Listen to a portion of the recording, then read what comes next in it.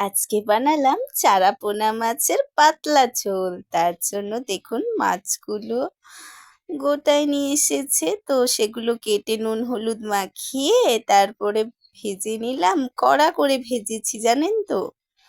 তো দেখুন তেলের মধ্যে একটা আলু কেটে নিয়ে ভেজে নেবো একটু নুন হলুদ দিয়ে। তারপরে দেখুন পেঁয়াজ, আদা রসুন সমস্ত মশলা একসাথে কষিয়ে নেবো, একটু টমেটো দেবো। এই দেখুন সমস্ত মশলাগুলো দিয়ে একসাথে এই দেখুন কি সুন্দর কষানো হয়েছে।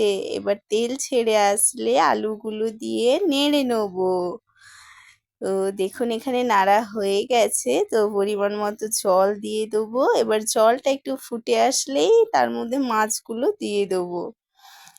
তো দেখুন তারপরে একটু গরম মশলা দিয়ে দিলেই রেডি আমাদের গরম গরম ধোঁয়া ওঠা মাছের ঝোল। আর শেষে একটু লঙ্কাও দিয়ে দিয়েছি জানেন তো। এই দেখুন কত ধোঁয়া উঠছে। তো ভিডিও ভালো লাগলে অবশ্যই লাইক কমেন্ট শেয়ার করবেন। ধন্যবাদ।